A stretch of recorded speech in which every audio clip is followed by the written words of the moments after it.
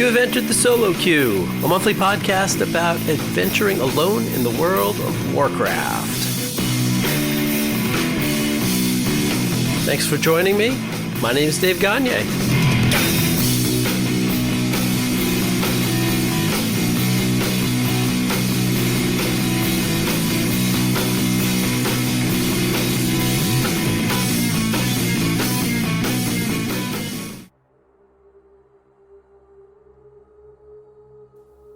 Welcome to episode 25 of Solo Queue, a monthly-ish, we'll talk about that, podcast about playing World of Warcraft solo.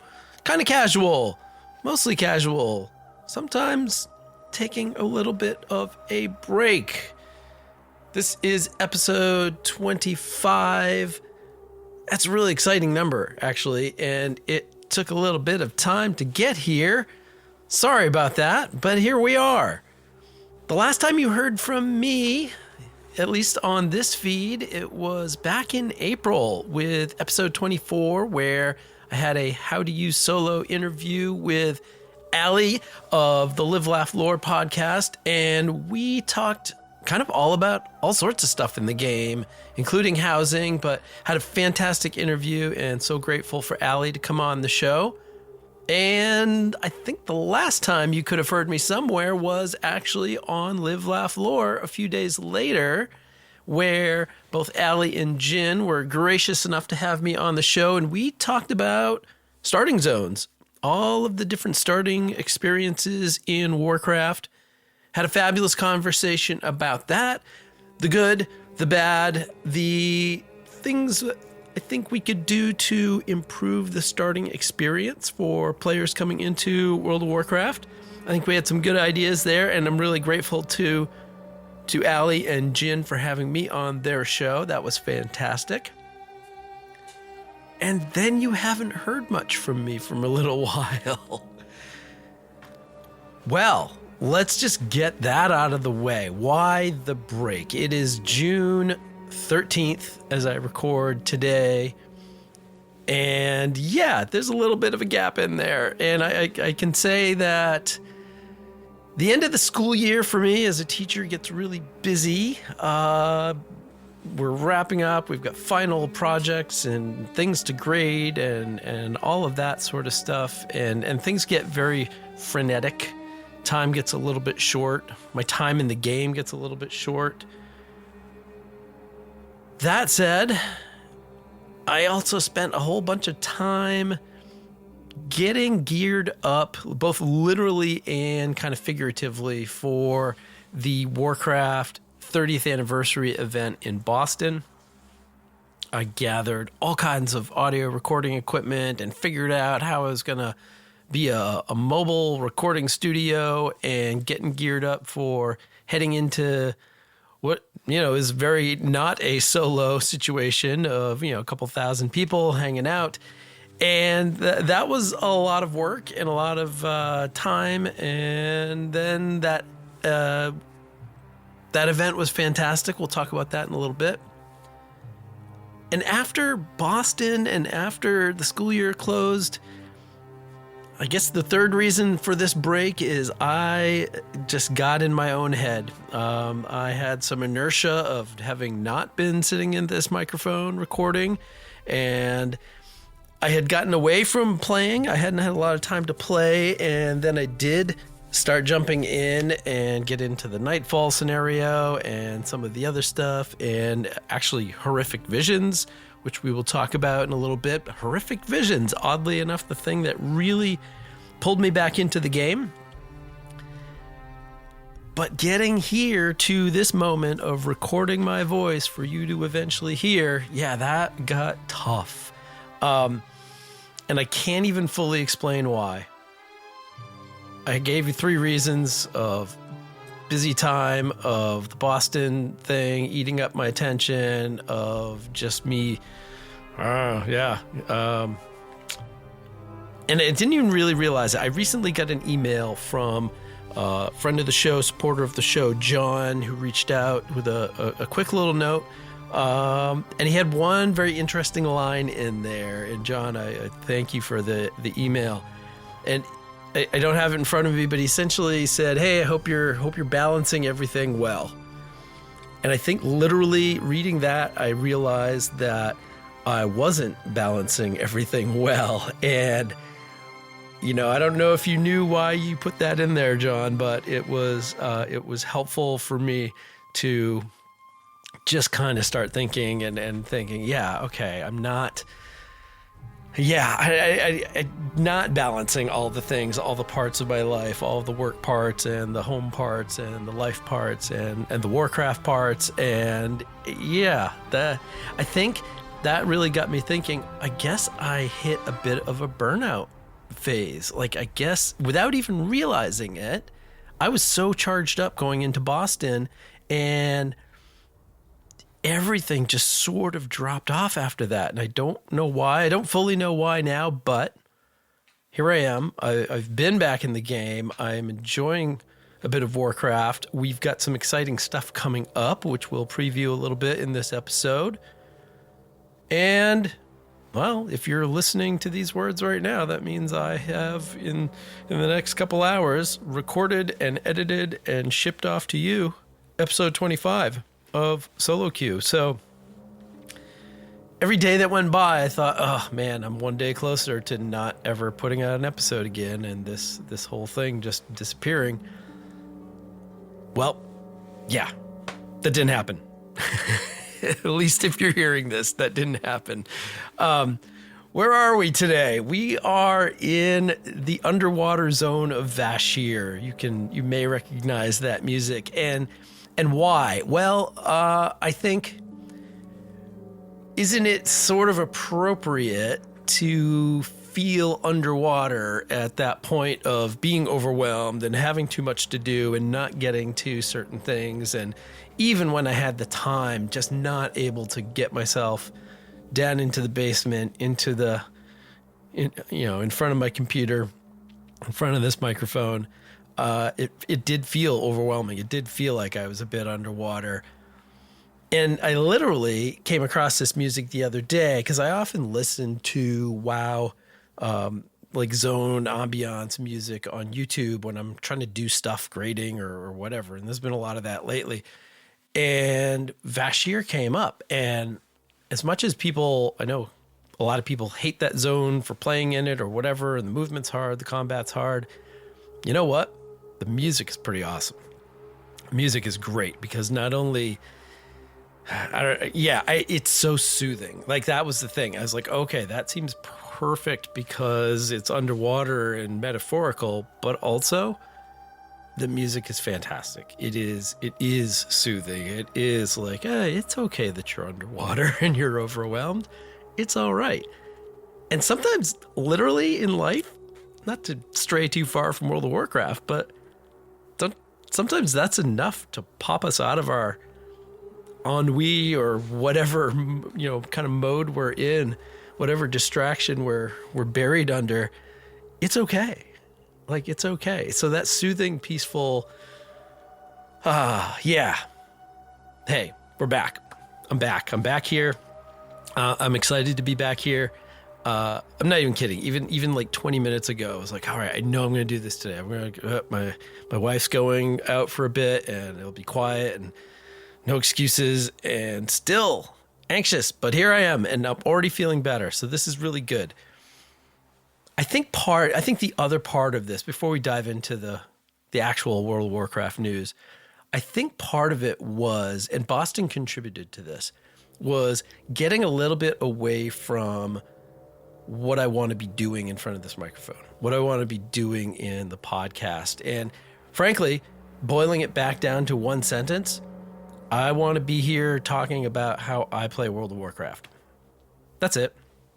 I mean, that's what I know. I know what I know, literally, like what I do and how I do it.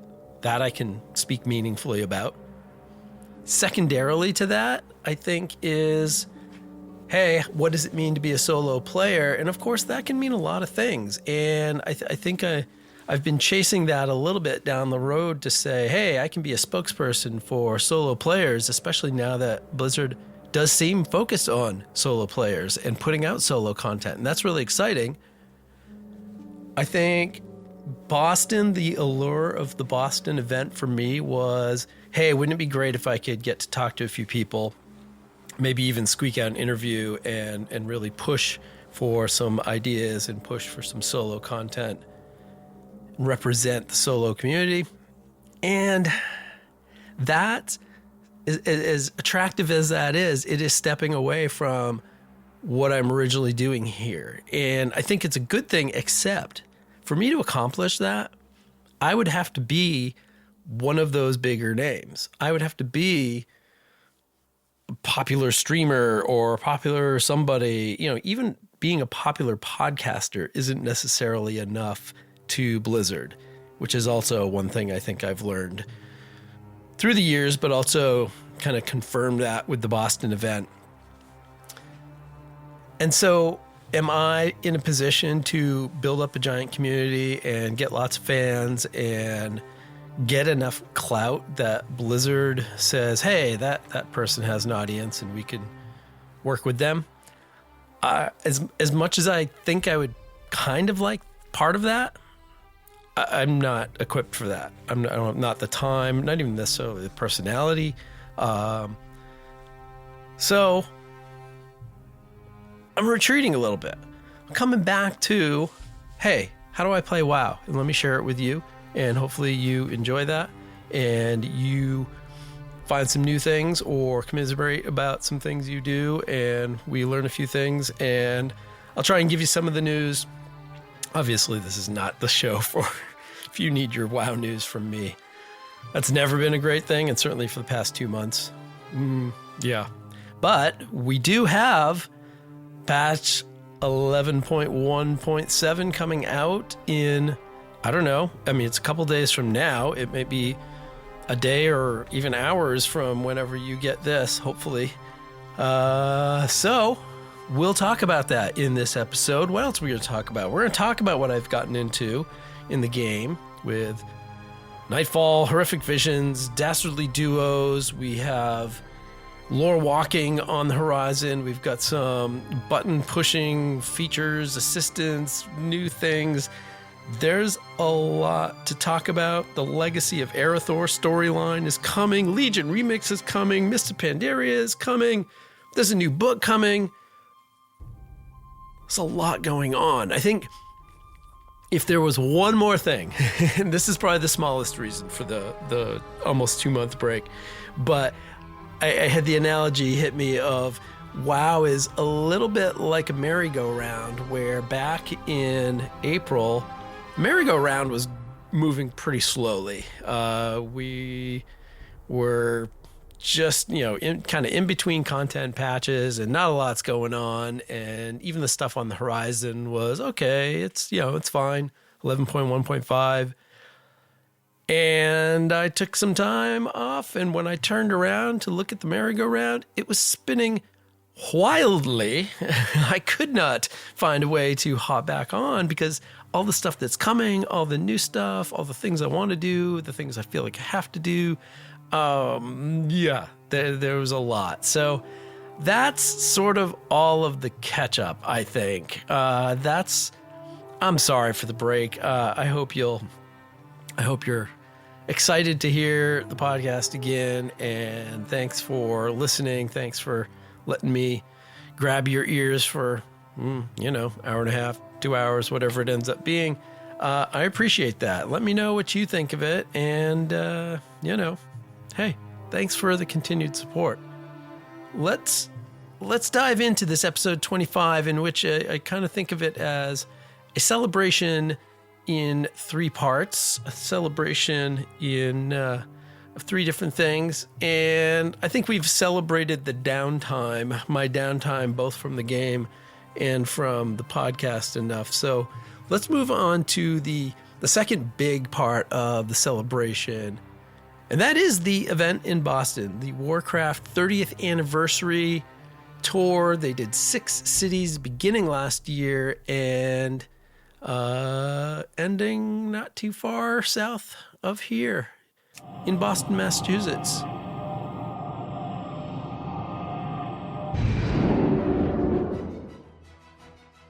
ever since Blizzard announced the 30th anniversary tour and the city of Boston was listed as the final stop on that tour, I was excited and enchanted, and I think I spent a long time building up some expectations of what this event was going to be. And it was a lot of things. It was a lot of good. I thought, it's going to be really hard to get tickets. And the first wave rolled around and I totally missed it. I was busy teaching. And the second wave rolled around eventually. And it was same thing. I was actually teaching class and I thought, nope, I'm not going to miss this time. And so I was at the front of my classroom. I am lecturing about international law. We're talking about the Geneva Conventions and the rules of warfare and human rights law and the rules of warfare. And at the same time, the clock hit whatever, I think 1 o'clock, 12 o'clock, whatever it was. And I start clicking the button while lecturing and talking, clicking the button to try and get tickets. And meanwhile, just explaining the Geneva Convention and the different parts of the international law. And then all of a sudden it said, hey, you're in. And all of a sudden I had to start paying attention. I didn't want to misclick. So I said, I'm going to be with you in a second. I have to do a thing. And so I clicked through the screens to whatever to make sure I got the tickets actually sent to me. So I was really excited to land 2 tickets to the Boston event. I attended the show with my very good friend, the friend who got me into Blizzard games and Warcraft specifically, and the friend who I've mentioned on the show before. I think that he promptly stopped playing roughly about the time I started playing. And so we literally played in the game once, overlapped once. We are still good friends. He doesn't play much. He does other things. That's okay. But it was really exciting because he had played forever. And so we went down to, share all of this 30th anniversary, 20th anniversary of WoW, that sort of thing.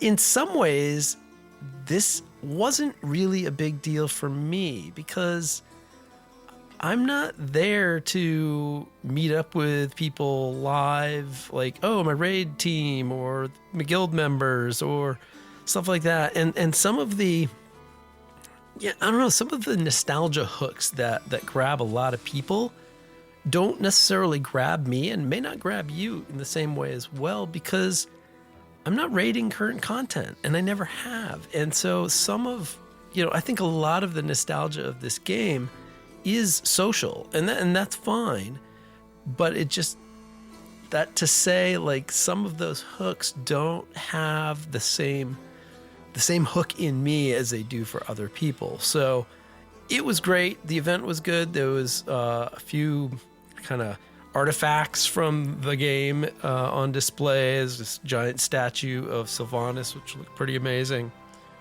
There were some fantastic cosplayers that were there. It was great to hang out with my friend. He and I, kind of attended the show, and, the music was fine. It was very loud. It was in a nightclub. It was almost like they forgot to turn off the nightclub. It was so loud. At some point we realized, even at 51, we were about the oldest people in the room. Like, most people in that room, most of the 13, 14, 1,500 people that were there were younger than us, which I think is a good thing. I also remember thinking, wow, it's really well balanced, like male and female here. This is not just some nerd boy basement dweller convention. It really was a lot of young people, a lot of people all kind of across the spectrum. And that was really nice to see. I think one of the things this game runs the risk of is just getting too old and too tired. And there was a lot of energy in that room. And it wasn't just because of the music. The people were fired up too. I was not going to get out on the dance floor and dance, but people did. And that was really good. I did feel like the event lacked a little bit of substance. And I guess, what do I mean by that? Well, I don't know. I guess in my mind, I was expecting a little bit more, even though it wasn't billed as something with substance. And to be honest, right down the street, in a couple neighborhoods over, was the PAX East show, where Blizzard did announce various things. And this was a celebration, and it really was just a celebration. They had a few people get up. Paul Cubitt, the associate game director, had a few words, which you heard in the intro, in the opening there. Maria Hamilton was there, and a couple other people who I don't actually off the top of my head remember. One was from Hearthstone. And, it was hey, thanks. The game is great. You guys are great. This is fun. Enjoy. And then there was about an hour of music. There's some free giveaways. And that was the gist of it. And so, I was kind of hoping for more. But again, I think I was kind of hoping I would get more content and more something for the show. And I probably shouldn't make fun of the fake in Azeroth version of me as a reporter, as I've done in some past episodes recently, because that reporter job is harder than one might think. I had this idea that I was going to go be the on-scene reporter at the Warcraft 30th event, and, partially thwarted by that loud music, but ultimately, my own social hangups and my mental inertia about trying to adapt to what that situation was, I didn't end up really talking to anybody there. I do have a couple quotes from people that were there that I kind of ran into online and reached out, because I think I'm not ultimately the person this celebration was for. And so I wanted to get a couple opinions on what people thought of the 30th anniversary. So in some ways, it felt like missed opportunity, but really that opportunity wasn't necessarily there, and that's okay. And ultimately, I went as a fan. I enjoyed hanging out. I enjoyed hanging out with my friend. I made a new friend who, to me, is an old friend, and this may happen someday in reverse, but I did meet up with Jason Lucas of the Starting Zone podcast. He was in town for the event, and he and I hung out, and along with one of his guild mates before the show, had dinner and some hanging out, and then we, Roger, sorry again for eating your burger. Sorry, it was really tasty. It's not my fault. That was a good time. And then after the show, Jason and I hung out for a few hours and just kind of meandered around the city, talking about life and podcasting and Warcraft and everything in between. And that was a lot of fun. That was a load of fun to spend far too many hours in Boston just wandering around. So thanks to Jason for meeting up with me. And it really is a trip to start hearing back from the person I've been listening to on a podcast for about 8 or 9 years. All of a sudden, it's a two-way conversation. So that was a lot of fun.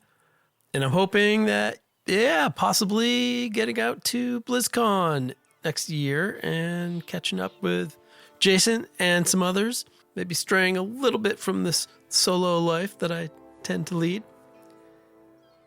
As I said, the event was great.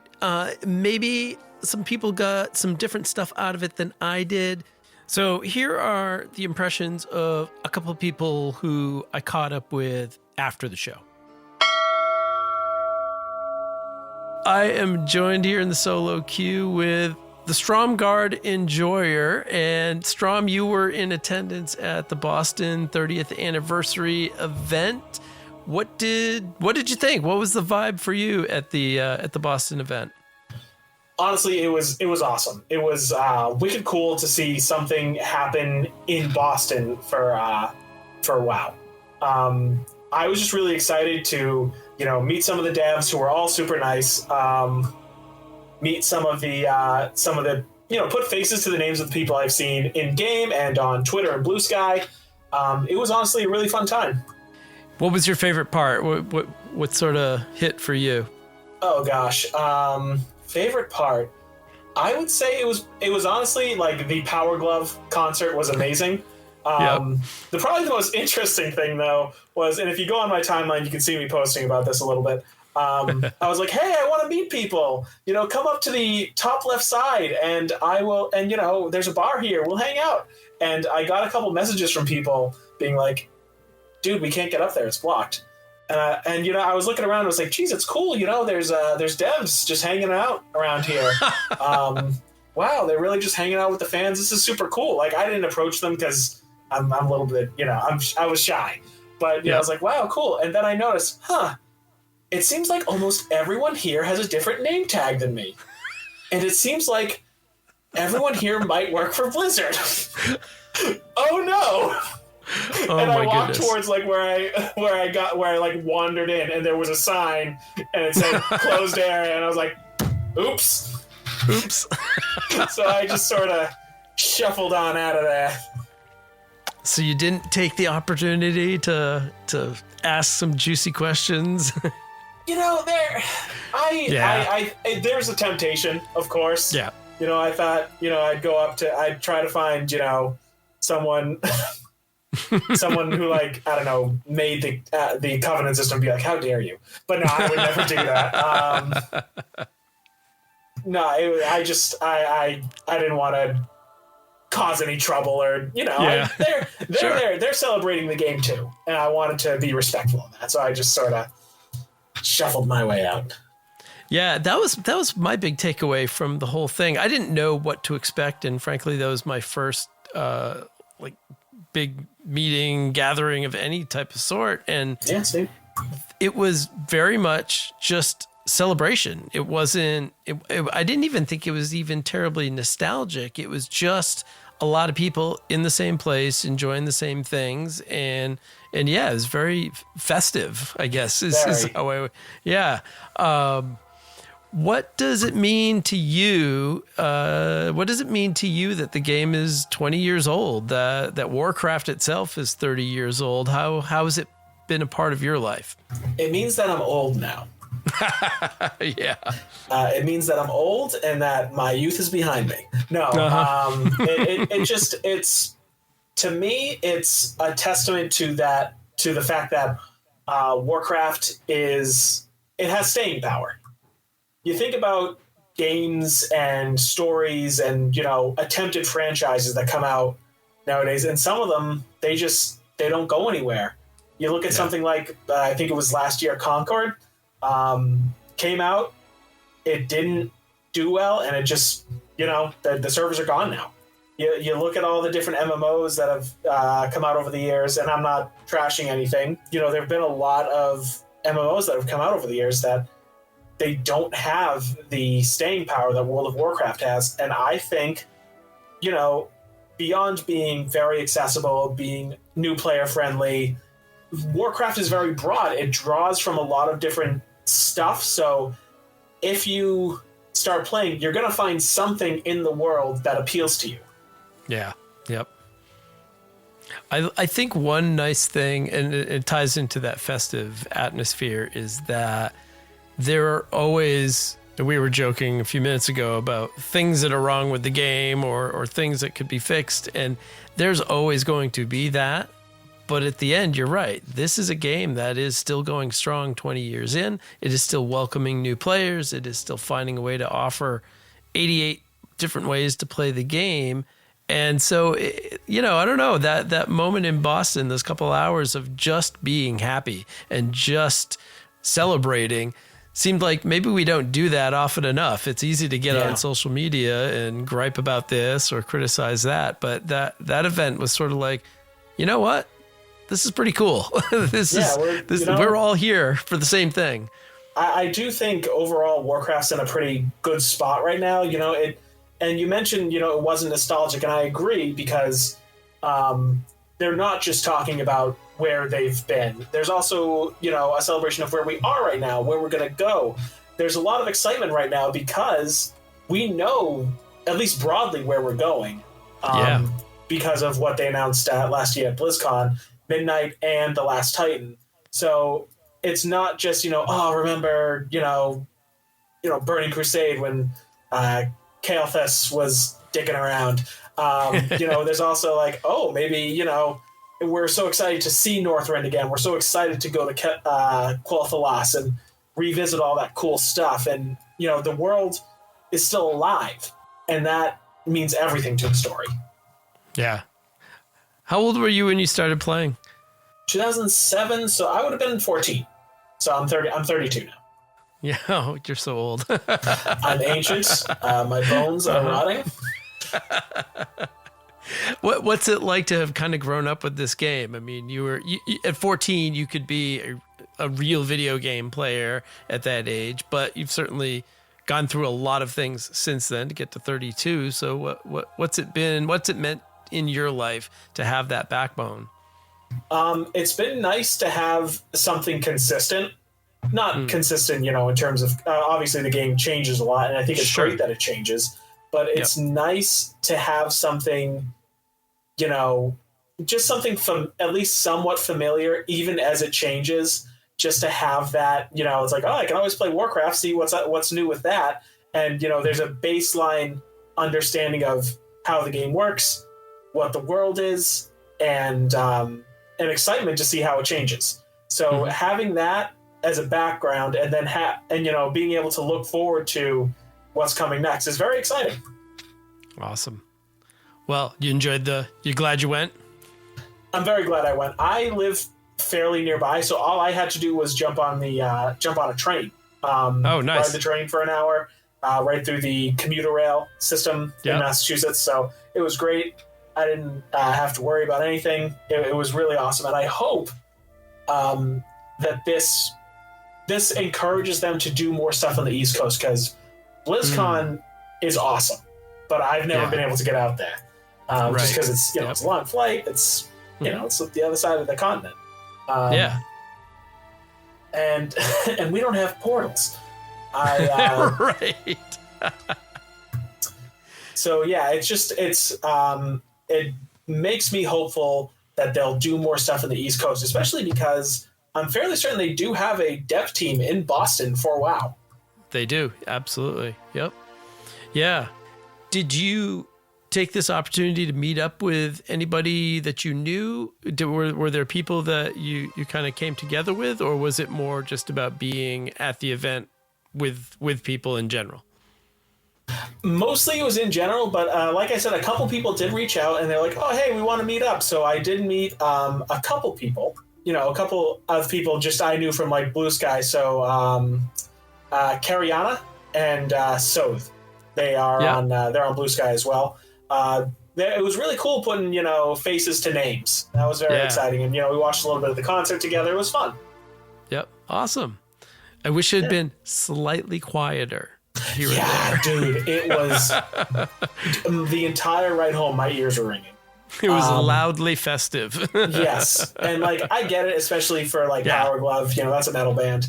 You expect it, but even the music they were playing, like they were playing on the screen, the Warlords of Draenor cinematic, and just all around me is just blaring, Hot to Go.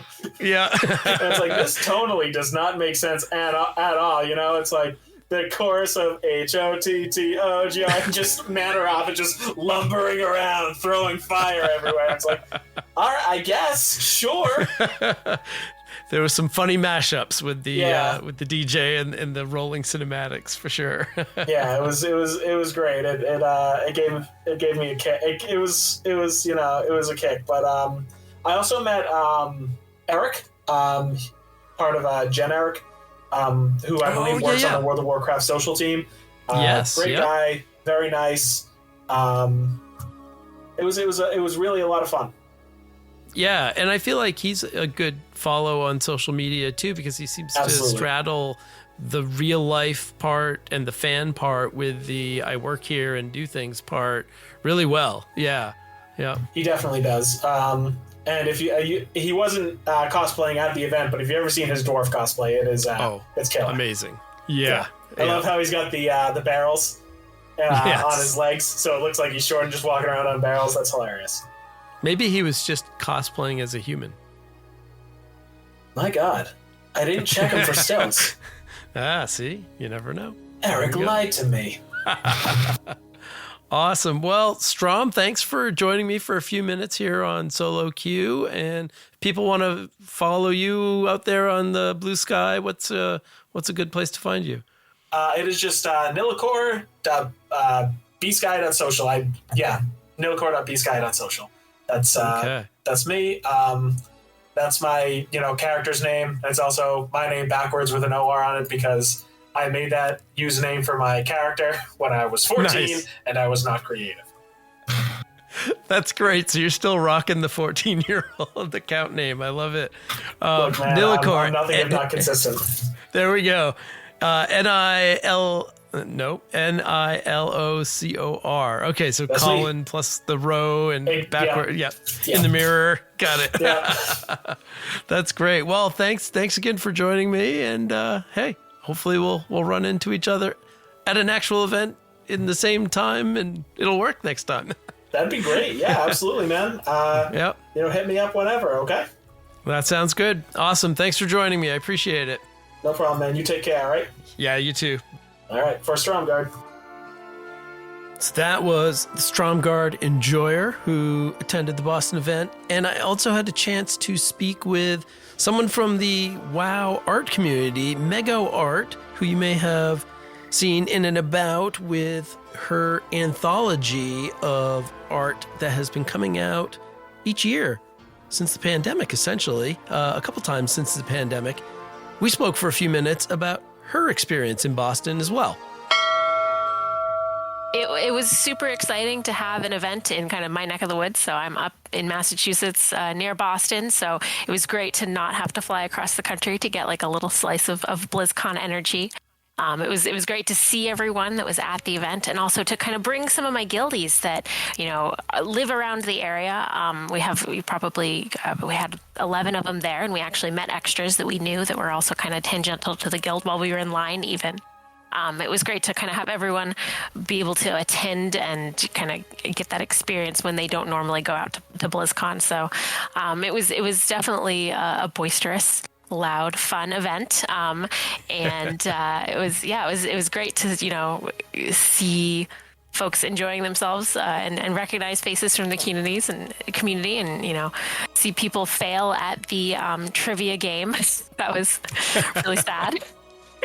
The spelling requirement, that was harsh, right? Who knew you would need to know how many L's were in Quilboar? Like, that question would have gotten me. I did not know it was one L in Quilboar. I would have guessed two. I would have gotten booted off that stage.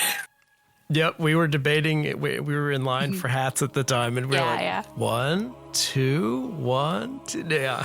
Yeah.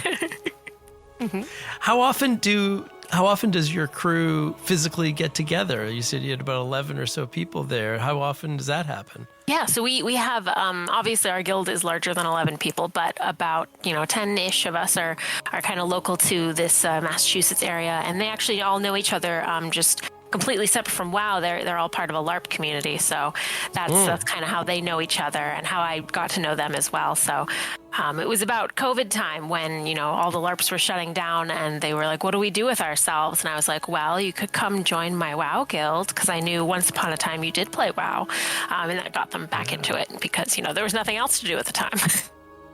So COVID was good for guild recruitment. There Yes, you go. it was. That's finding the silver lining, right? Mm-hmm. What does it mean to you personally to be celebrating 20 years, 19 years of you being in this game? But what does that mean to you? Well, I turned 30 like a month and a half ago. Yeah. So like, it's weird to think like, oh, this game actually is about as old, or like Warcraft itself is about as old as I am. And, having 2/3 of that be when World of Warcraft has existed is also insane because, I think I've played since, early 2005, not continuously, but most of that time, a large majority of that time. So it's definitely, the number one thing that I spend my time doing and thinking about and making art about. And, I would have a drastically different life path if I hadn't been playing this game. I met friends, met my partner, met had some crazy opportunities thanks to it. So yeah, it's definitely a part of me, and I'm glad it's still going strong because, when they're up on that stage saying, here's to 30 years of Warcraft and 30 years more, I'm like, I think I'm going to need more than 30. I think I'm going to need it to go forever. Well, that's true. You have a long way. If you're going to live a nice full life, they're going to have to. That's a lot of expansions. Yeah, I'll be here for them. Has it been interesting growing up, the different aspects of your life, like childhood into kind of teenage years, young adult years? Now you're kind of a grown up when you're 30. I hate to tell bit, you, yeah, but yeah. And you've had the game alongside you all along. Yeah, the little window that I wasn't playing, that was when I was in college. So that was when I was very busy with doing art school stuff and all that comes with that. But yeah, I mean, as the game has grown and all the ways you can play the game has grown, my kind of capacity for playing the game has grown. I remember when I was a kid, I didn't really know what was happening, but I knew I was having fun. But also, I wasn't allowed to play, all the time. I could only play on the weekends and only when my dad typed in the password for me. So, now I live my life where, I can have a raiding guild, raids twice a week and, doing keys on the weekends and also, all the other bits of WoW that, I get to do just through like commissions and fan art and comics and all that. So, having the freedom to let it envelop my life as much as I want is great. Yeah, and I think it's super neat how you've intertwined your clear passion for art and clearly your skill for art along with this lifelong hobby essentially that you have. Tell us more a little bit about what you do in the art community in WoW. Yeah. So I'm one of the artists out there that do, character commission artwork for people. If someone wants a portrait of their orc or their night elf, I'm one of many artists that you can come to, and I will draw them looking very cool. But other than that, I also do the Interlude Comic Anthology, which is a yearly project at this point. We've had 3 successful years with 3 successful issues that folks that are interested in creating a comic, whether they're new to comics or they're very experienced with creating comics, can do a little short mini comic, usually between 1 and 4 pages. And it's usually around a certain theme. The first year it was about the time skip, and we specifically wanted to, give people a chance to do a little story of like what is their character doing during the time skip between Shadowlands and Dragonflight, because everyone at the time was very concerned about, I've got to think of 5 years of lore for my character. So this was kind of an avenue to do that, and the project has gone on strong ever since. So first it was time skip, then it was feasting, because Dragonflight had that kind of food theme. And then this most recent one was music, because the War Within, the Radiant song kind of, that was easy to bounce off of and, kind of expand that into a prompt that a lot of people could, do their own take on, whether that's like Forsaken metal bands or like, little Kultiran sea shanties, stuff like that. So nice, yeah, that's a great project. We do it free online if anyone's interested in checking it out, and we're always accepting contributors for the next issue. Yeah. Where can people track you down out there if they want to know more? We have a Blue Sky account, which is Interlude Comic Anthology. Yes. And otherwise, you can find me online. You can message me. I'll answer questions about it. I'll direct you to our Discords. I'll hook you up with resources about how to make comics. Fun to talk about, fun to do. Yay. Last question. What was your favorite part of the Boston event of the 30-year anniversary? I should have had an answer ready. Favorite part. I think it was very funny to see the Anduin cosplayer they had like on the stage doing his little shuffle dance with his Charlemagne, like yes. If you weren't there was, Power Glove playing. They were this metal band doing like video game covers. And, they clearly had brought the Sylvanas cosplayer and the Anduin cosplayer to like be on stage to be the WoW element there. And Anduin doing his little shuffle. There's video of it online. It was very funny. There is. Find it, hunt it down, check it out. Yeah. They were much kinder to each other than I imagined they would be. So that was nice. No battles on the stage. Yeah. That's right. That's right. Well, Mego Art, thanks for hanging out for a few minutes and checking in about Warcraft 30th anniversary. Oh, thank you so much for having me. This was fun and great to connect. So there you have it, the Boston version of the Warcraft 30th anniversary event from a couple of longtime players, longer than me, and I think their mood really does sum up the vibe of the celebration. It really was a celebration, people just hanging out and enjoying each other's presence, and it was for that. I'm really glad I went, super glad I went, and I think I want to thank Blizzard for having the event and spreading it around all across the world. Kind of like Strom said, I hope that they do have more of these events and do realize that, hey, East Coast is a good place too. The one last thing I'll mention was I got to run into some people, see some people from social media and from the content world. I mentioned hanging out with Jason from Starting Zone. I managed to introduce myself to one other person, and that was Taliesin of Taliesin and Evitel. And I thought it was interesting that Tally was here in Boston, kind of hanging out. He, just taking it all in, greeting everybody that came up to him with a smile and a chat. And I thought that was super awesome. There was a small part of me that was wondering why he was there. Because, let's be honest, they started this whole 6-city tour in London. And as I recall, I think he was there, being from England and all. So why was Taliesin? Why was Sol so breezy? Why were some other people there? It took a day or two, but we figured out the reason for that. And that'll be our first item in the news. You bring news? What news from the mainland? Have you any news? In my notes from, nearly a month ago when I first made these notes, I would have talked a whole bunch about why Taliesin was there and all the others were there. And that was because Blizzard had a bunch of content creators and streamers and what have you in to test out, to essentially play, I don't know if it's an alpha or a beta, but the working on version of player housing. And hey, the videos are out there, and I know a lot of people have talked about it since then, so this is probably not news to you, but I was very encouraged. I think this looks phenomenal. I think the flexibility in the player housing system with all of the objects and items and the ability to mash those things up both really easily, kind of Animal Crossing style, but also in a super advanced sort of manipulation way. I think the fact that both of those tracks exists is going to be huge for this feature.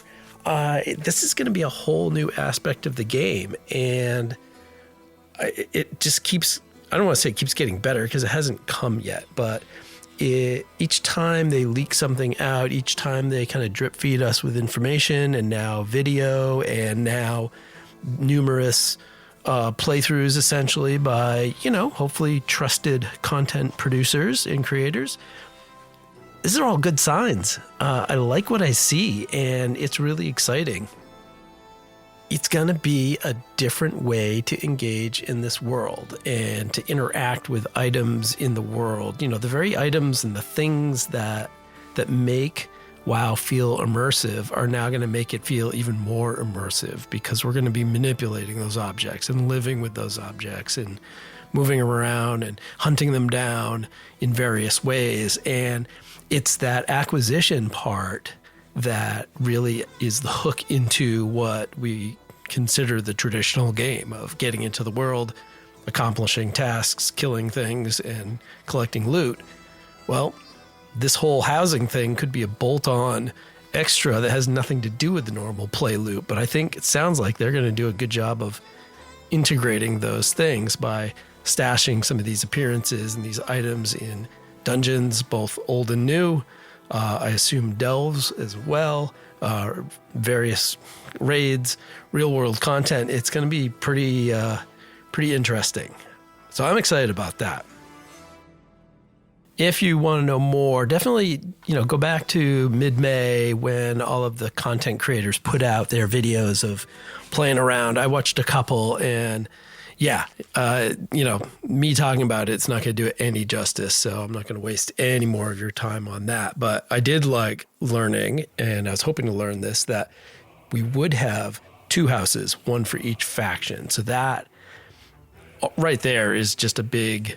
Well, it's a 100% increase in the number of houses I thought we were going to have. And it gives me, the ability to have one on each side. And I think that's great. So check that out. Before we do more news, I think instead of standing here on the dock in Boralus, which, is not unlike the city of Boston, a nice seaside, bustling port, which maybe is why I chose it. But I think we need to get in and grab a drink at the old Snug Harbor Inn here in Boralus. Let's go find something to drink. Shall we, Lily? If beer gets you off your butt, then sure. Let's go find you some beer. We can saunter on into the Snug Harbor Inn, belly up to the bar that was the location of my Hearthstone for a good chunk of BFA.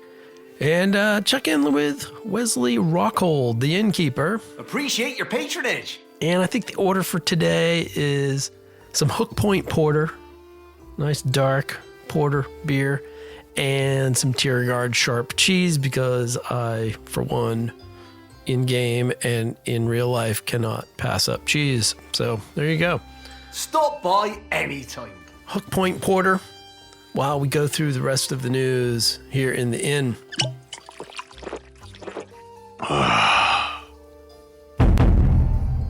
Next item in the news is Mr. Pandaria Classic. Launches July 21st and July 1st for the pre-patch. I am moderately excited, I guess. I guess I'm tempered by 2 things. One, I have not had time to really dive into Classic, especially in the last couple of Classic iterations. And 2, we kind of just did Mist of Pandaria in the remix. So, I want to say I'm going to check this out. I know I'm probably not going to spend a lot of time in it, but that is an exciting arrival, no doubt. And currently in Cataclysm Classic, the Joyous Journeys buff is up, so that means you're getting 50% extra XP until the pre-patch arrives, July 1st. So really just a couple weeks at this point. So get in there, level if you need to, and get ready for Mists, the Mists 2-part once again.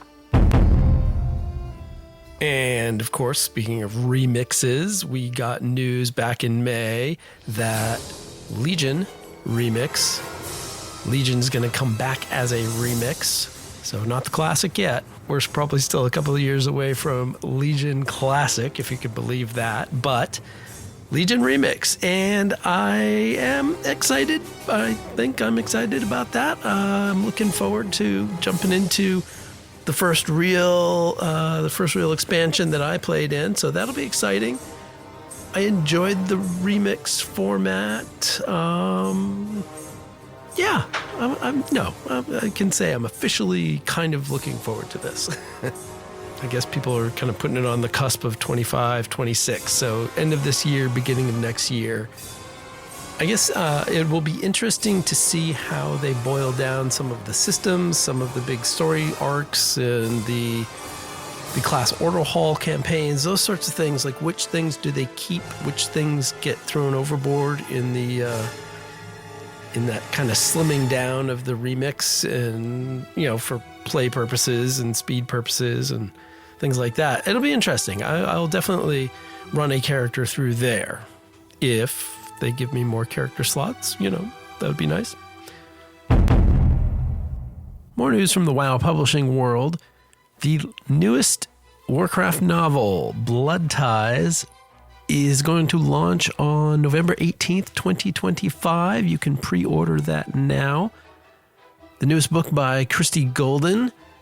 It is going to tell the story of Eretor, not to be confused with Eretor, which we have launching here, but Eretor, son of Illyria and Tiragarde. So the mixture of the light and the void. The description says, written by revered World of Warcraft author Christie Golden, this novel chronicles the journey of Eretor, the Redeemer, son of High Exarch Tiragarde and the legendary Illyria Windrunner, as he embarks on a journey investigating rumors of a strange glow emanating from the ruins of a long-abandoned Legion base, which leads him to uncover more about himself, his parents, and their heroic journey. So we're going to get some information about Eretor. You might remember when I was hanging out with Allie, I predicted maybe harm coming to Eretor. I don't know. It seems odd that they would write a book about him and then kill him. Renzik. Just saying. So maybe my prediction still may come true. I don't know. For his sake, I hope not. But there you go. So if you are into the WoW novels, pre-order this. This definitely looks to be a tie-in into whatever next direction we're going in, with Midnight coming shortly thereafter. November 18th, it will release. The next item in the news is on June 21st. It is the start of the Midsummer Fire Festival. I really enjoyed that last year, running around and doing some leveling of some under-leveled characters. Fire Festival, run around from city to city, lighting the bonfires, putting out the bonfires. There are going to be some new drops. There is the Drake armor that is available. There are going to be some new transmogs, some new titles, of course, Flamekeeper of Khazalgar and Flame Warden of Khazalgar. There's going to be some new flame-inspired transmog, helm, shoulders, and a belt, and some weapons. And as if, we can't just dedicate the holiday to one side, there's a bunch of chill versions of the flaming versions of the weapons, kind of like what we're seeing in the trading post this month, some hot and cold versions of each. So those will be available. This was a lot of fun last year, so get ready for that. You've got 2 weeks to gather up all of your burning blossoms, the currency that is gathered for the Fire Festival. There are bonfires in basically all over the world. Dragon Isles, BFA, Broken Isles, Draenor, Pandaria, Cataclysm, Northrend, Outland, Eastern Kingdoms, Kalimdor. There's a list on Wowhead in all of those, or just grab an add-on. There's a Handy Notes add-on that I use for Firefest, Midsummer Firefest, and it will put a little thing on each of your maps in all the cities so you can fly around. It's a great chance to wander through some of the old parts of the world and revisit some places and do some leveling that's not running through time walking or all of that sort of stuff if it's not your jam, which is not my jam. That said, we are on the cusp of this turbulent timeways thing. And I don't know, that mount looks kind of interesting. I don't know if I'm going to subject myself to jumping into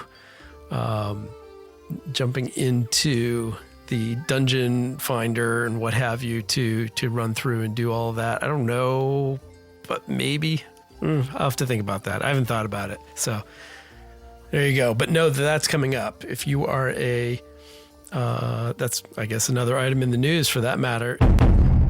If you are a time-walking kind of person, know that Turbulent Timeways are coming, I believe, next week. I could be wrong. Maybe I'll look that up really quick. Yes, with the magic of editing, I looked it up really quickly. And it is, in fact, with patch 11.1.7 coming in just a couple days, Turbulent Timeways, where if you get Master of the Timeways for 5 weeks, you will get the Chrono Corsair mount, the Pirate Dragon mount. That is for Mastering the Turbulent Timeways number 3.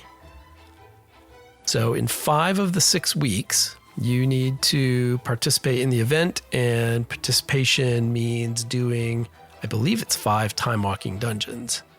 Am I correct? I believe that's correct. But also, as I'm looking at it on Wowhead, there's a discrepancy as to whether this is 6 weeks or 7. It looks like it might be 7 weeks. Time will tell, I guess, and time walking will tell. So know that that's coming, and if you want to get your hands on that very cool looking mount with a pirate hat on it, you're going to want to dump into some time walking dungeons. Maybe it's worth trying. Maybe I grab one character and just see how it goes. I don't know. Will you still listen to a podcast called Solo Q if I hop into time walking? I'll tell you all about it if I do. One more time walking note.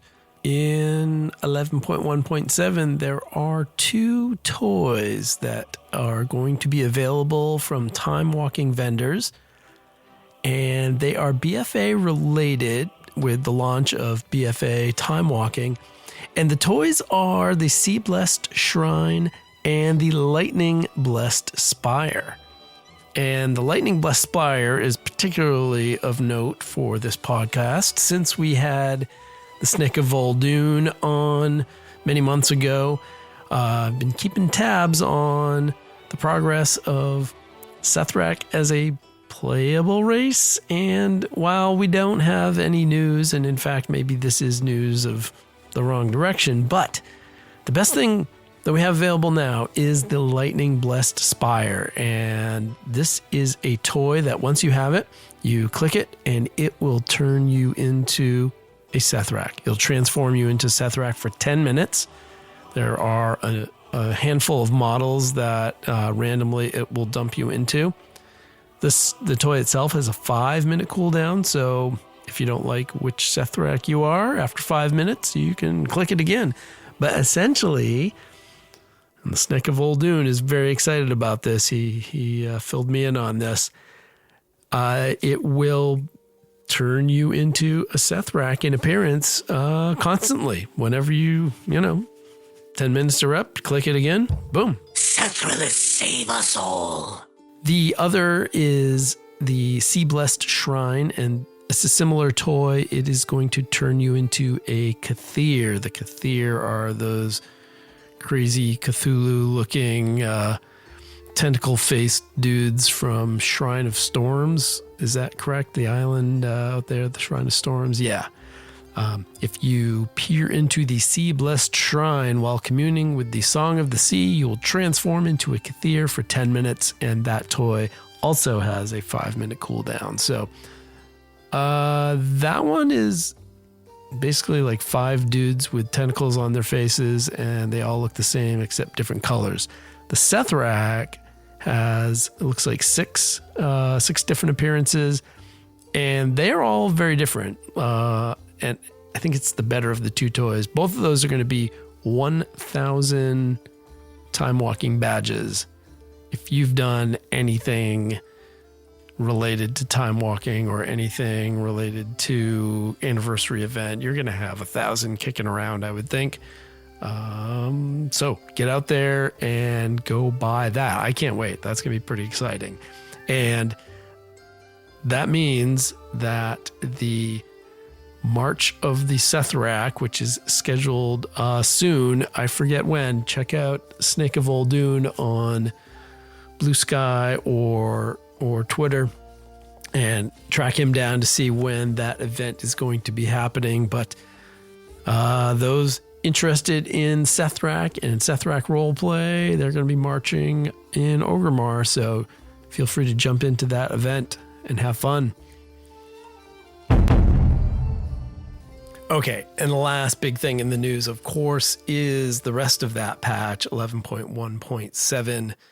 announced a while ago. Again, not the most timely news source for you, but here you go. I'm just going to mention a couple things real quick. There is a kind of a lot coming, at least in comparison to, I think, 11.1.5, in that we've got the Arathi Highlands campaign. So, new story.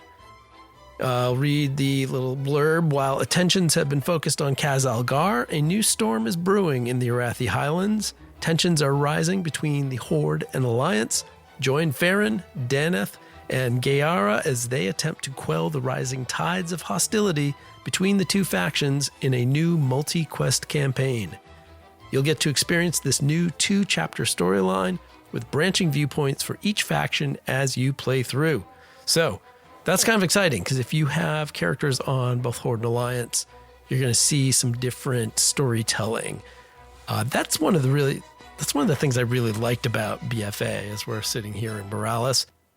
The idea that you could tell two different stories and it didn't have to line up exactly perfectly or have these tiny little deviations like I don't know, like a speed bump or something. Like, no, you can tell two different stories. So I am looking forward to seeing how they do that. There are, of course, some rewards for getting through those quest lines, some tabards.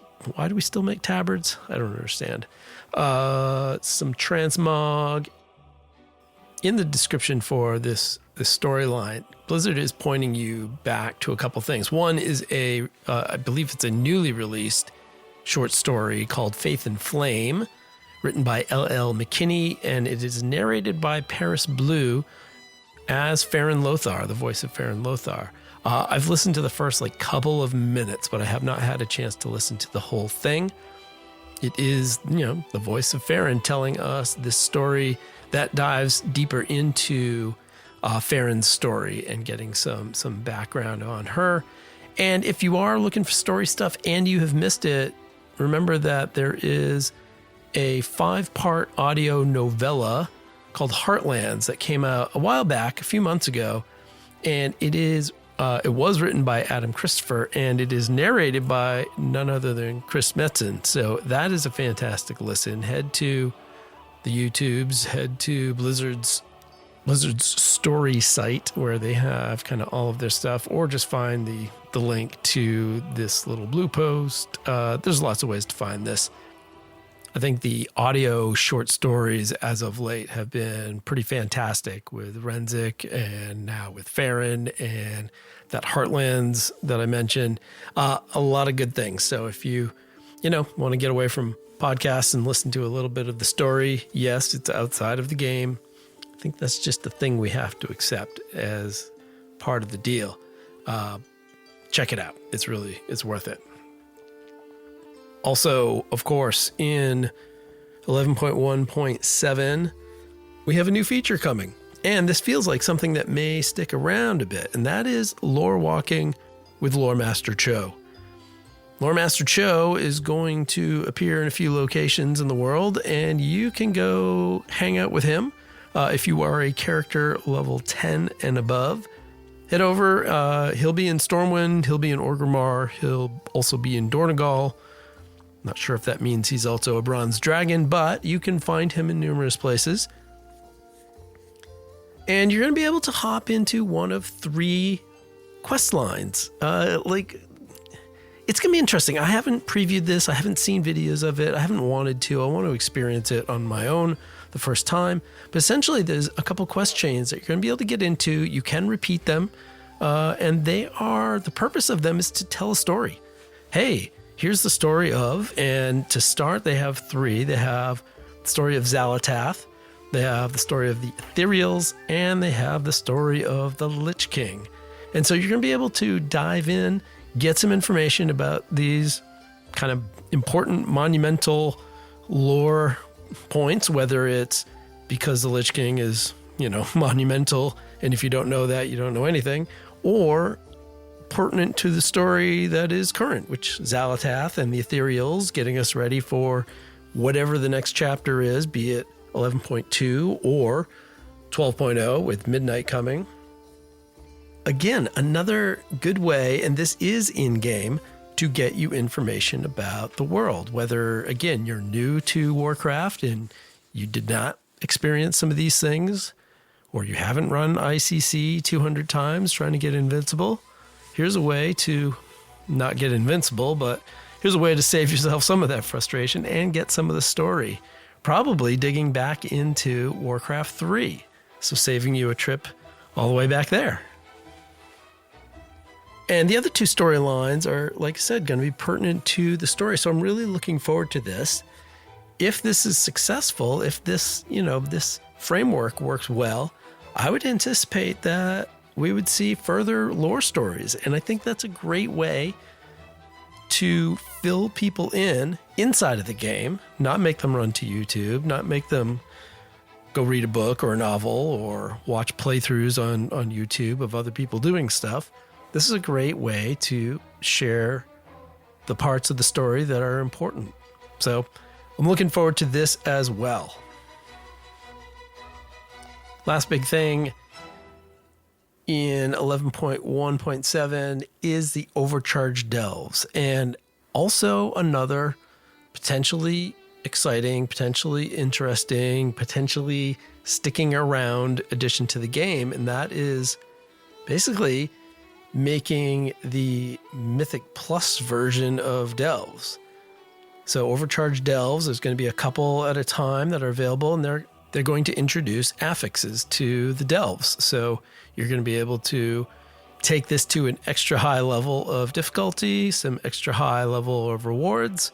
Hey, as someone who is not going to jump into Mythic Plus and wander around there, at least not until I can do it with my trusty AI follower dungeon crew, this is interesting. This is giving me a chance to take delves to the next level. Not even that I'm necessarily ready for that. Still pounding through level 8s, getting all my 8s, but I'd like to see that they're fleshing out this solo version. So I do know some people who have gone pretty hard into delves, and they have maxed out. They have hit 11s, and they have seen kind of the full range of that. So adding another level of difficulty, I think that's great. These are going to be on rotation. They're adding a delve-specific affix to Fungal Folly, to Kriegval's Rest, to Nightfall Sanctum, Skittering Breach, the Spiral Weave, and Side Street Sluice. And the description is you'll engage with new rare enemies, more traps, and unlock traits in a new trait tree specific to overcharged delves. Selecting the right traits can turn the tides of traps, that's not the best wording, by making them more beneficial rather than a detriment to your progress. And as another benefit to this little system, there is going to be the Titan Disc Belt, which is a belt that you're going to be able to upgrade it. Moving through this system, filling out the talent tree or everything is going to get you an overcharged mech suit, which looks like a super cool mount. And again, I hope I can do this because that looks kind of cool. I'm not sure if my skill level is up to this, but this may be a fun challenge over the summertime. And of course, 11.1.7 is not all story and content. There are two really big features coming in that I'm excited about, and these are the single button assistant and the assisted highlight. Those are the names that Blizzard is giving the two of these. Let's talk about the single button assistant first. This is, if you have ever just not known what the if you have ever struggled with just playing and it's too complicated, or you want to try out a different spec and you're just not sure, but you just want to jump in and have fun, this button is for you. This is a single button that is going to go through a damage rotation. It's not going to be necessarily ideal, and it's not going to include interrupts or various special abilities. It is going to go through a basic rotation, damage rotation for that spec, for that hero talent thing, whatever we've chosen. It's going to walk you through what you should push next. And so you push the one button, and after the cooldown, you push it again. It's going to do the next ability, and then the next ability in a thing that makes sense. It's going to do the job. It's not going to be the most damage that you can possibly do in that spec, in that character, but that's not the point. And it also comes with a slight time penalty. Essentially, the cooldown for any spell is whatever it is. Was it 1.5 seconds, I think? I don't even remember. This button is going to have an additional penalty. I believe right now it is 0.3 seconds. So on top of that, you would have a total of, if my math is right, 1.8 seconds in between each button push. So that is less. You can do literally less damage per second, less damage per minute, however you want to keep track of that. You're going to do less damage. But the benefit is you don't have to sit there and study, or like I like to do, mash random buttons until things fall over. You're going to be able to see what things are being cast. And if you want, this can be a learning step. This can be, hey, okay, I see what you're doing here. I'm now used to this spec, and I can move on to kind of the next phase of things and do this on my own. But if you just want to play all the specs, like sometimes I do, and you don't want to study up, hey, and you're not pushing cutting edge content, great. I'm so looking forward to this. This is such an enabling feature. And I think for new players, this is going to be an enabling feature. If you're coming from, a looter, scooter, whatever game that has 4 buttons, or a MOBA, which has limited, whatever, and here is WoW with its 50,000 abilities per spec, this is a great on-ramp for you.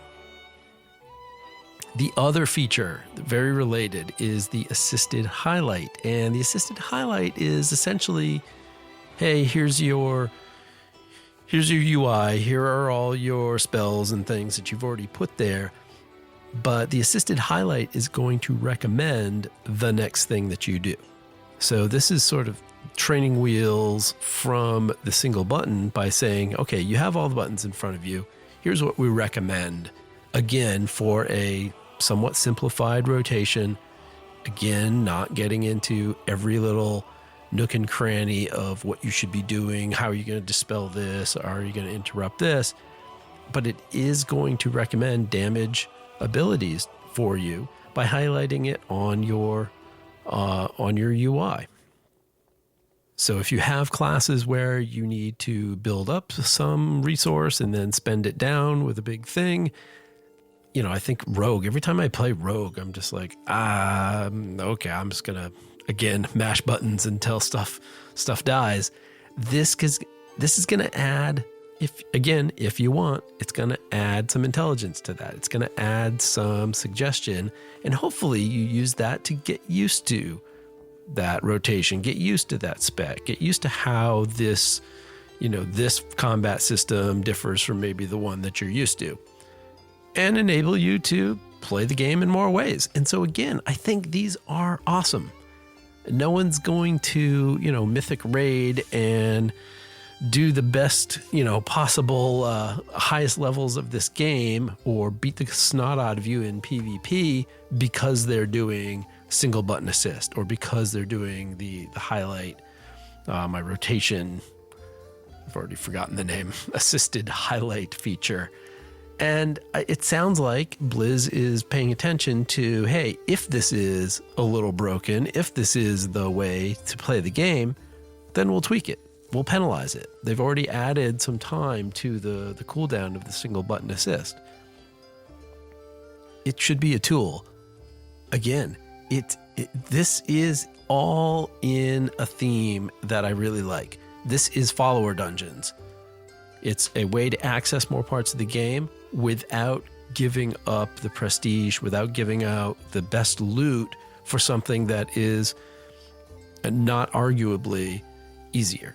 Like, it is undeniable that when I do a follower dungeon, am doing easier content than Mythic Plus or than whatever when I, in the near future, do a follower raid, hashtag follower raids, I will be doing easier content than heroic raids, mythic raids, and I'm not getting the same content. And that's great. That's fine. This is the same thing. I'm going to be able to use these tools to play more specs, to play more different damage rotations, but I'm not cheating. I'm not getting anything. I'm not getting ahead of anybody. So no one needs to be afraid. This really is, how can we add to the game? How can we add more people to the game and add more people to more parts of the game without taking away from anybody else? So I am all about both of these. I will use both of these at least a little bit. On some characters I know well, I probably won't touch them. But on specs that I don't play, on the, elemental shaman that I'm playing right now and leveling with, I have no idea what I'm doing. It doesn't make sense. I also don't feel like doing the research. I don't feel like taking 20 precious minutes of my free time to just stare at icy veins and move stuff around. No, I'm going to turn on assisted highlight and watch what it tells me to do and learn a bit. And that'll be fantastic. So I'm looking forward to this. This comes in with the patch. So yay. Hopefully these things get off the ground okay. Hopefully they don't need to be pulled back or changed drastically. Hopefully they work as intended. And hopefully everyone stops whining about them. That would be great too. Thanks. So a lot coming in the next couple days with 11.1.7. A lot of things that could be kind of permanent additions, which is kind of an interesting thing to slip into, basically the second to last patch or one of the last patches of this expansion. The only other thing on the radar that I threw on my list was the Greedy Emissary coming to the week of July 1st, I believe through July 7th. This is a crossover event with Diablo. If you're a Diablo player, you may enjoy the treasure goblins come and you run around and kill them and get stuff. I haven't played Diablo. I remember this happening. I remember doing it, not sure. I don't remember why. I don't remember what the benefits were. At this point, this time around, there will be drops of classic tier 2 armor sets that are recolors. So if those are something of interest to you, July 1st, be looking for, Stormwind, Orgrimmar, Dornogal, and Undermine for some Diablo-themed transmog and mounts, and of course those armor sets if you are interested. And what have you done lately? Well, with my admission of taking time away from the game, that is a fair question. What have I been up to lately? There were two things that brought me back. Not that I was ever lost. I just needed some time, I think, to do other things, but also just some time away from the game for a little bit. But there were two things that kind of brought me back. I don't know which one more so than the other. We'll just say they're equal. One could be absolutely predictable. The other, pretty unpredicted.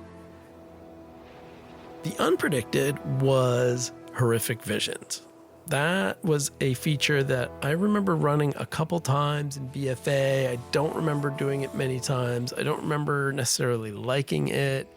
I think maybe I appreciated it, but I don't know. It's too long ago. So when they announced Horrific Visions, I was definitely curious and looking forward to checking it out, seeing what that meant for me. It is solo content. I did like the idea that I was going to be able to get a brand-like helper. That said, didn't remember what this was about. And so when I hopped into the first one, I didn't really like it.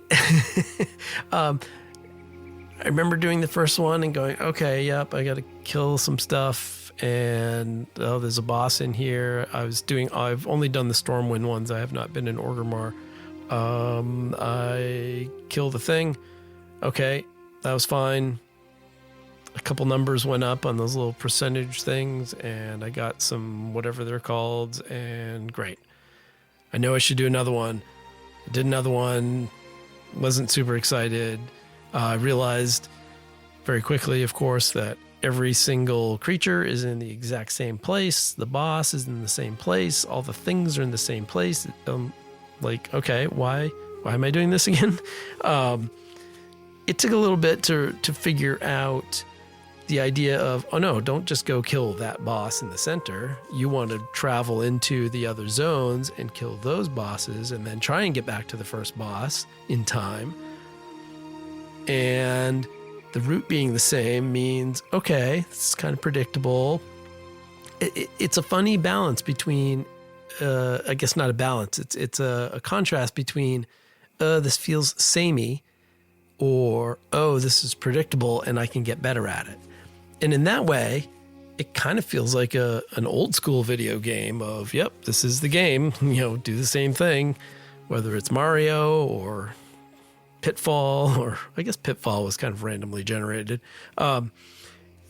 It had that feeling, though, of, okay, no, I just got to master these certain things. I got to pick this route. I got to, be smart about this. And, I think for the rest of the times I did it, it felt a little bit in tussle between those two contrasts of samey versus predictable, and the benefit of being predictable.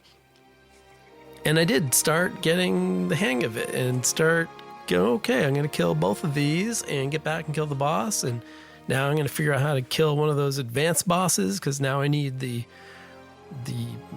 whatever it is, the currency from the black blood things from the bigger bosses to get back to get the next level in the talent tree and what have you.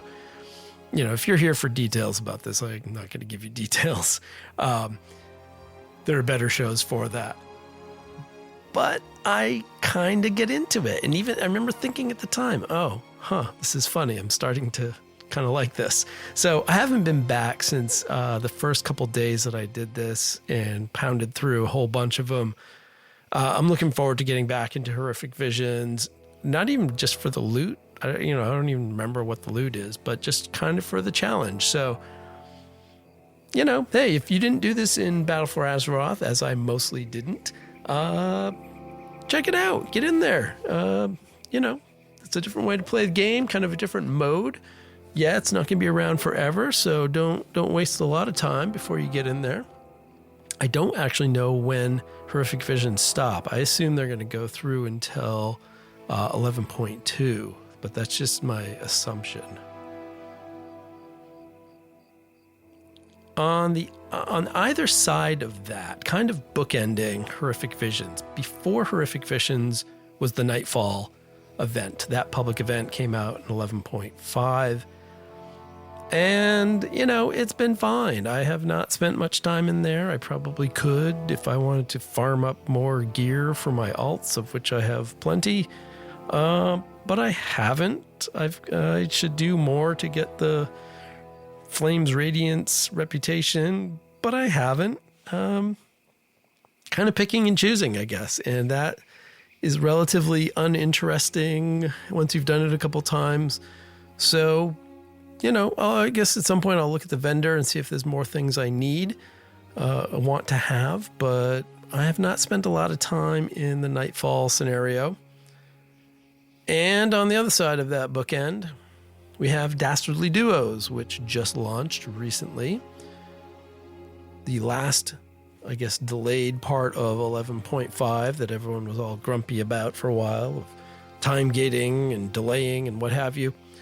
So it's interesting. I did a single Dastardly Duo. I, thought it was fine. I didn't see what the big deal was, which made me think, well, that's kind of how I felt after the first Horrific Vision, so maybe I'll do more. So yeah, I don't have a lot to go on for the Dastardly Duos. Hopefully you're in there and enjoying that. If you are, let me know. I probably should jump in and check those out a bit more. But I have one other project, and that is the other thing that pulled me back into the game. And this one, entirely predictable. It is the prospect of leveling more characters.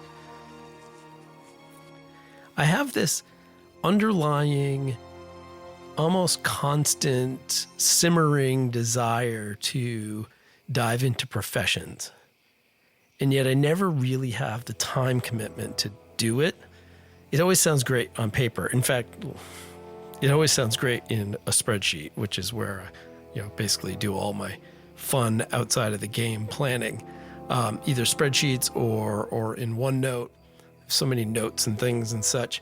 Well, it hit me that, hey, I really haven't paid much attention to professions. I did have a request I believe on Spotify, somebody requesting an episode explaining professions or just talking about professions. And I saw that and thought, yep, that's a great idea. And I'm horribly unprepared for that. And so as part of a long range plan to get prepared for that, I thought I really need to just settle on which characters do which professions, get everything lined up, get people ready to go. And part of that, of course, is having to level them to 80 so that they're kind of prepared to gather recipes and materials and all that sort of stuff. Well, that means I have to level people to 80. So I spent more time than I probably should have thinking about the roster of who's going to do what, who already has which professions, who has professions going back into old expansions. Also, which characters do I want to play? For instance, I have an alchemist who goes back pretty far, but I just don't want to play Discipline Priest. So I kind of skipped over my Discipline Priest and came up with a new alchemist, and basically came up with who's going to do all of these. I settled on 7 characters on one server, of course. 7 because that gets me 1 of every crafter and 2 of every gatherer. And so my project has been getting all of those characters leveled up to 80. And that will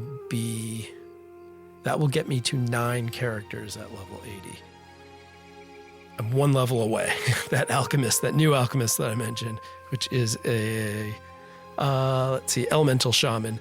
She is level 79 as of about an hour ago.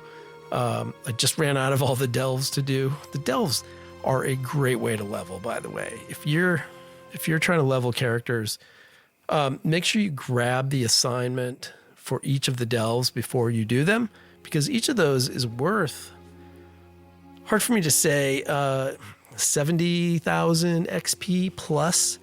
Depends obviously on your level. I also know that I'm benefiting from the having characters at level 80 already, so it's plus 25%. So somewhere in there, but it's a healthy amount for each of it's like 3 or 4 quests worth when you do each delve for the first time. And there's 11 delves, I think, before you get to max level. So that's a whole chunk of experience. Do delves. A lot of times delves are going to be somehow tied to the weekly events anyway, whether it's the Titan Discs or whether it's Delve Week or whether delves are one of the options for whatever the weekly quest that week is. And a great thing about these weekly quests is these meta quests is they can stack up. You essentially have a couple weeks to do them before they come back in the rotation. And so that is a really great innovation. I really hated hearing, if I'm listening to usually the Starting Zone actually, and they'd say, okay, this week is blah, blah, blah, World Quest week. And I would think, oh, okay, it's Friday or Saturday. I'm finally getting around to listening to their show. Get a busy weekend. Oh, crap, I'm not going to get to World Quest week before it's over. Some of these, the Delve week, if you go and get the, you go and get the Titan Disc Fragment quest, you have it. it's not going anywhere. You have a couple weeks to go ahead and finish that, turn it in, basically before that same quest comes back. So that's really a nice benefit. And kudos to Blizzard for doing that, because you may be like me in that, and if you are, I'm sorry, but you may be like me in that your schedule is up and down and it's maybe not super regular. Without that regular schedule, I'm not like clockwork going in on Tuesday and, okay, do this, because that's what I do every week, follow the script. I can't play like that, sadly. And that flexibility of, no, take a couple weeks to do that. Obviously, I need to check in and get the quest, but once I have it, I've got more flexibility to do that. And I think that's really, respecting the time of the players. We're busy. We've got stuff to do. So if I can crank out 3 delves and get my Titan disc fragments at the same time, yeah, that's pretty good. That doubling, sometimes even tripling up on these things is pretty good. So that's my plan lately. Getting all of those professions started. It takes a lot of money. It takes a lot of materials. It takes a lot of focus to kind of dive into the profession system. Not going to lie, I think the profession system is... I think it's swung too far in the difficulty scale. I think before it was pretty simple. I think now it's a little bit too complex. And maybe that's just me. Maybe I haven't had a chance to put the time into it. But since the Shadowlands, this new system, it's interesting. It's just a lot. It feels like a lot. So my goal of kind of prioritizing and saying, okay, I'd really like to not obviously do all of these professions to the max level, but maybe do the ones that can impact me in making some gear for one armor class. Start with that and focus on that.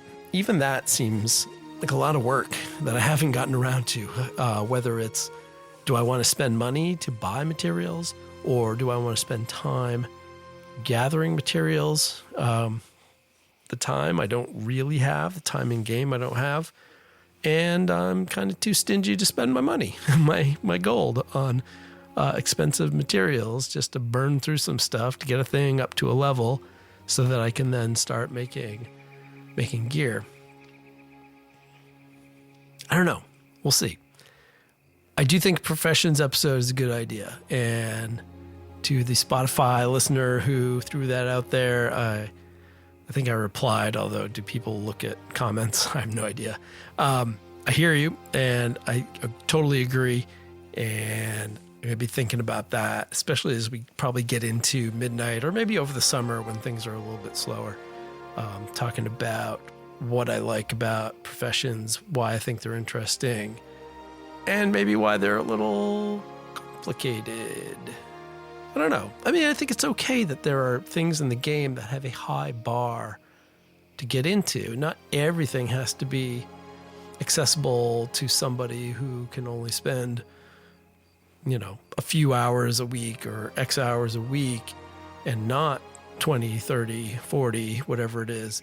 Not everything has to be accessible to me. I mean, I think the world revolves around me and my play style, and I know my time is limited. I know that I'm not going to group up with people, so I don't demand that raids be accessible, except I do, just not the raid rewards. #follower raids. Come on, you can do it, Blizz. So accessible, but not with the rewards. I guess that's the more important thing. Professions are there and accessible if I want to devote the time. And to dip in, I think is pretty easy. It could be that I just am a gatherer. Maybe that's my path in life, that I just gather because that's simple, and I sell it and make the money, and I don't worry about crafting professions. And maybe that's the first lesson in the Professions episode.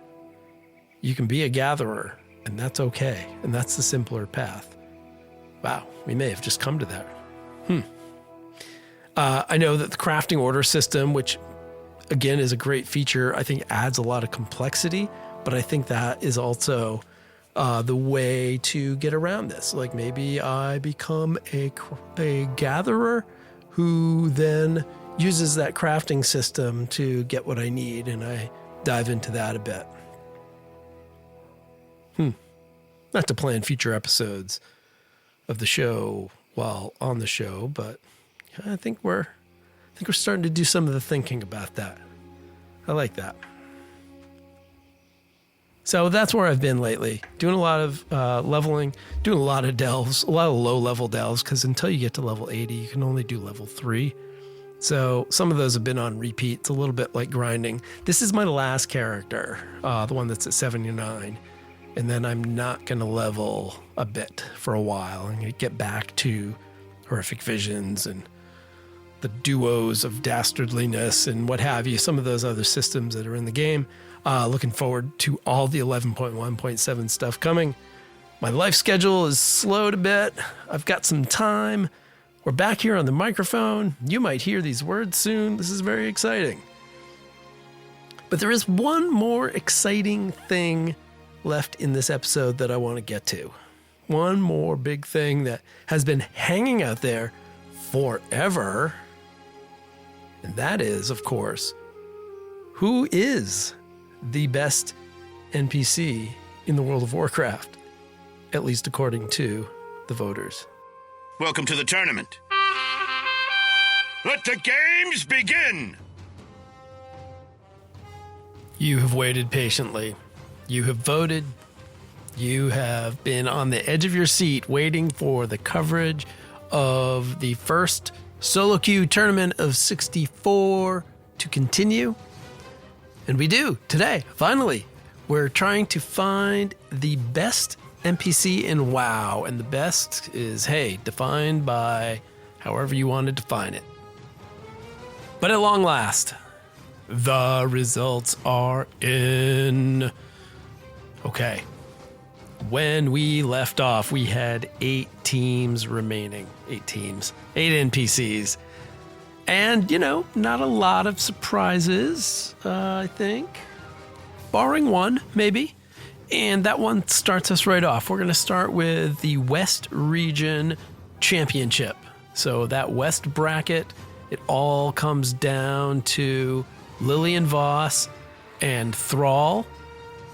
And, Lillian Voss was kind of the one of the 8 that didn't seem to have the same stature. And no knock on the character, just not the top shelf, like B-list. Great character, but kind of B-list in importance and popularity. And that said, Lillian Voss held her own against Thrall. Thrall managing a win with 54.5%. Lillian Voss managing 45.5%. So closer than one might have thought. But your West champion is going to be Thrall. We move on to the North region. And in the North, we saw 2 massive names. And again, I think everybody else is on this top level. Malfurion Stormrage facing off against none other than Sylvanas Windrunner, 2 pillar characters of Warcraft. And I think this is not a surprise to me. Malfurion managed just 42% of the vote, while Sylvanas 58% for the victory in the North region. She is moving on to the Final 4 as well. That brings us to the South Region Championship, where friendly rivals Khadgar and Jaina Proudmoore squared off for the championship of the South Region. Despite tragedy, not enough to bring in the votes for Khadgar. Even the sympathy vote of being in the funny pink wheelchair. Nope. Jaina Proudmoore, a full 60% to 40% over Khadgar. So not that close. And actually not the largest margin of victory, however, as we head into the East championship. The East region featuring 2 more giants, Varian Rin, King Varian Rin, and Illidan Stormrage. And this one wasn't even close. And Berserker, if you're listening, I want you to skip ahead or put the earmuffs on or what have you, because Illidan 71% to Varian's 29%. The largest margin of victory in this round of 8. The King of Stormwind, once again, a green mist. And Illidan moves on as the champion of the East region. And that was the round of 8, the 4th round of voting. And now there are only 4 characters remaining. Let's start on the right side. On the right side of the bracket, we have the champion of the West, Thrall, meeting up with the champion of the North, Sylvanas. Sylvanas and Thrall squaring off. It's your last chance to make a bet right here. This one was close. With 57% of the vote, Thrall advances to the championship over Sylvanas Windrunner, 43%. Relatively close, but a commanding victory for the War Chief of the Horde, Emeritus. Can we say that? I think we could say that. And on the left side of the bracket, the champion of the South region, Jaina Proudmoore, squaring off against that big victor in the East, Illidan Stormrage. And what was it going to be? Well, in my pie chart of results, there's actually 3 results. One of them is Illidan spelled wrong, and then somebody so nicely on Reddit pointed out to me that Illidan was spelled incorrectly. So I changed it and re-entered it. And the 2 pieces of Illidan's pie definitely outweigh Jaina's meager 27%. So Illidan, a massive victory, 73% to Jaina's 27%. And Illidan is our second champion heading into this final round. These rounds get quicker. This is a whole lot faster than the 1 hour it took in the previous episode. Here we go. Only 2 matches left, and I'm going to give you the consolation match first. So in the consolation match, essentially for 3rd most popular, or I should say 3rd best WoW NPC, we have Sylvanas and Jaina squaring off yet again. Have they actually faced head-to-head? Fimano a Fimano? That's not really Spanish, is it? I'm not Spanish. Sylvanas and Jaina, and what do you think? Who do you like in this? I'm not going to give you a hint. I'm just going to give you the answer. You can pause and think about it if you want. So I can even play hold music if you'd like.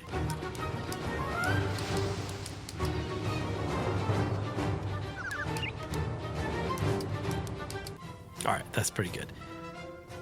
The winner of the consolation match with a strong showing of 58% is Jaina Proudmoore over Sylvanas. I wonder if the writing of Sylvanas in Shadowlands just kind of doomed her. I'll bet if we did this 8-10 years ago, different story. Potentially. Maybe. I don't know. All right. Moving on to the top of the billing. Matchup, technically number 63. This is Thrall versus Illidan Stormrage. They both survived the challenge of 31 other opponents on their side. They have risen to the top in the fan voting, only to square off here in the Argent tournament. Kinda.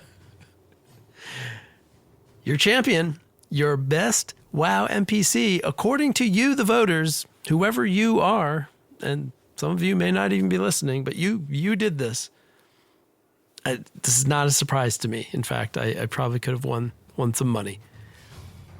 Illidan managed just under 42%, which means Thrall For the Horde. is your best WoW NPC.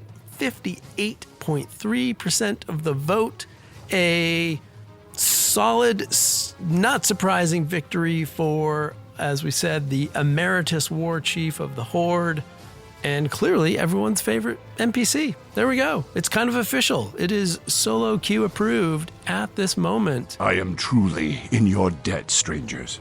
Thrall, if you are within earshot, you can at any time come to solo queue headquarters and collect your prize, or just email in or reach out on the socials, solo queue WoW.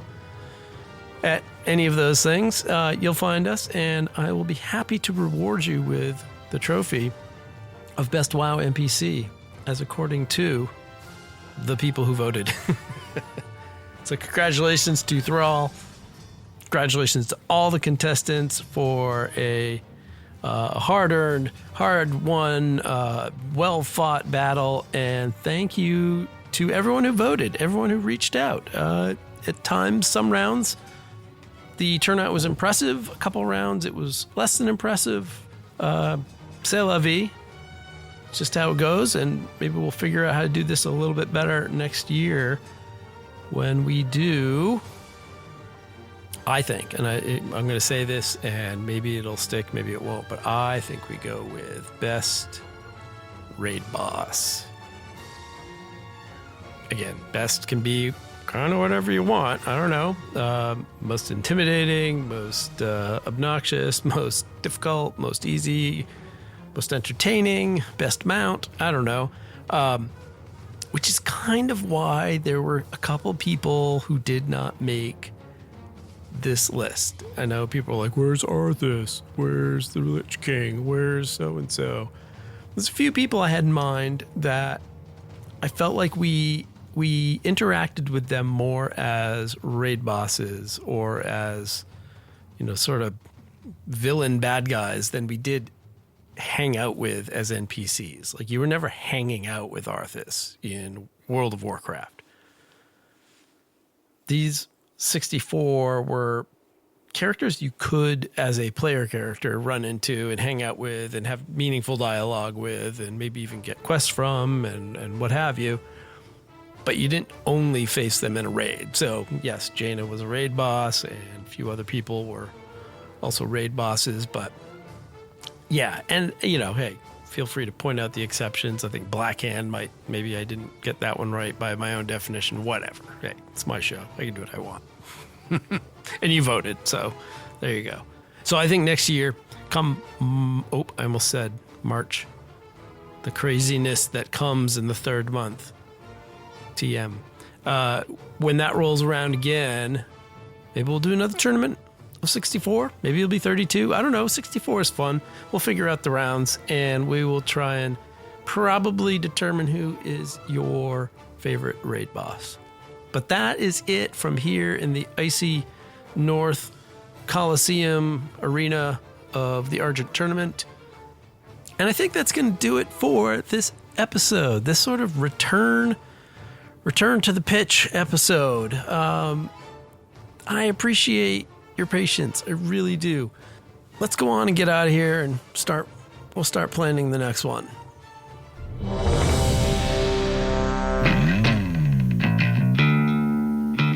So yeah, it looks like our time in the solo queue is up for this month. I need to get back into Azeroth, not to level that 9th character to 80 because I accidentally took a break in the recording and already did that. So 9 level 80s now, all different classes, which I think is interesting. All right. No, I'm going to jump back into the audio short story Faith and Flame that I mentioned about Farron Lothar, and then start gearing up for 11.1.7 on Tuesday. Hey, remember all the music you hear is the work of the amazing people at Blizzard.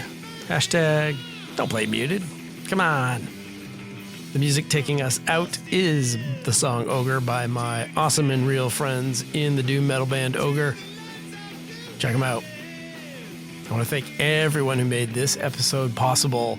Mostly my lovely and supportive wife who kept urging me, get down there, get back on your microphone, go do your thing.